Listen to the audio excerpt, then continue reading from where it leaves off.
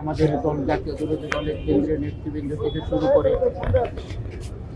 নির্বাহী কমিটি থেকে শুরু করে জেলা উপজেলা পৌর আপামর জনগণ এখানে সাপোর্টার ভোটার সবাই অত্যন্ত মর্মাহত।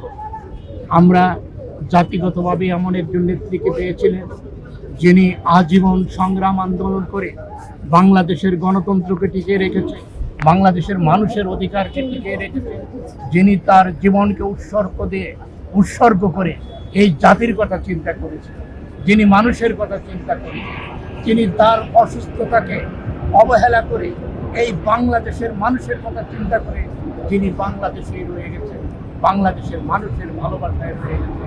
আমরা মহান আল্লাহর কাছে দোয়া করি, হে আল্লাহ, হে রাব্বুল আলামিন, তাকে পরকালে মানুষকে যেভাবে উনি ভালোবেসেছেন, বাংলাদেশকে ভালোবেসেছেন, আল্লাহ পরকালে তুমি ওইভাবেই তাকে ভালোবেসো, তাকে জান্নাতের সর্বোচ্চ মাকামে রেখো, জান্নাতুল ফেরদৌস তাকে দান করো আল্লাহ।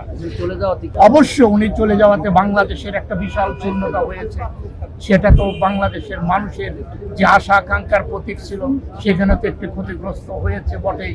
তবে আমরা আবার স্বপ্ন দেখি, আশা রাখি ওনার সুযোগ্য পুত্র শহীদ প্রেসিডেন্ট জিয়াউর রহমানের সুযোগ্য পুত্র, যিনি দীর্ঘ 17 বছর সুদূর প্রবাসে থেকেও আন্দোলন সংগ্রাম করে বাংলাদেশের মানুষকে কাছে নিয়ে সাথে নিয়ে আন্দোলন করে ফ্যাসিস্ট সরকারকে তাড়িয়ে দিয়েছেন।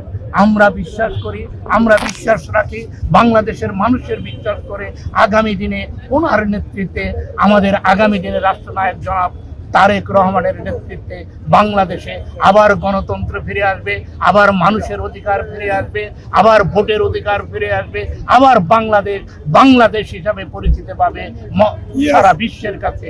এটাই আমাদের আশা, এটাই আমাদের আকাঙ্ক্ষা।